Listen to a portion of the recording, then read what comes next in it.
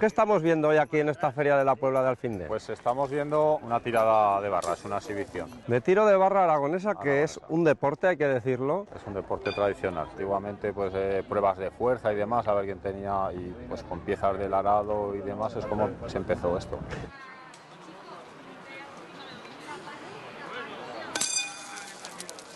Madre mía, pero se ha marcado 16.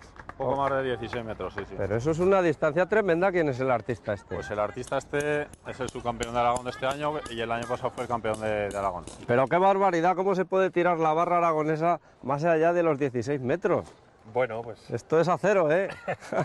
¿Cómo casi, te llamas? Casi, Jorge Bernat, sí. ¿Y eres deportista, lanzador de barra aragonesa? Bueno, sí. Me aficioné hace unos 4 o 5 años y la verdad es que, pues bueno, por placer, por gusto y por mantener un poco la forma física, ¿Ah, sí? pues aquí estamos practicando. ¿Cómo conociste este deporte? Pues ¿Quién te lo inculcó? Esto me lo inculcó el señor Pascual Banzo, un gran atleta aragonés, Sí. y me descubrió en el pueblo de mi mujer, Ferreruela de Huerva, Ah, al club al cual pertenezco ahora. El hecho de ser alto y tener brazo largo te favorece el lanzamiento. esto se entrena mucho. Si quieres lanzar lejos hay que entrenar. Vas aprendiendo técnica, que es fundamental, aparte de la fuerza.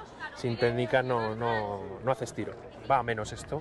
Sí. Había que fomentar y ayudar más a los tiradores, que al fin y al cabo somos los que damos el espectáculo. Alentar un poco para que haya afición, sobre todo de los pequeños hacia arriba. Bueno, yo veo chavales aquí, Sí, bien jovencitos que le dan, ¿eh? Que hay cantera, sobre todo en este equipo de Aguarón, se les ha tratado muy bien y la verdad es que sí, se fomenta. Giras izquierda, derecha y lanzamos. Venga, allá va, venga, ánimo, venga ese ánimo. ¡Venga, campeón! Vamos allá. Bueno, Bueno, nulo, me han dado un nulo. parece que han dado un nulo.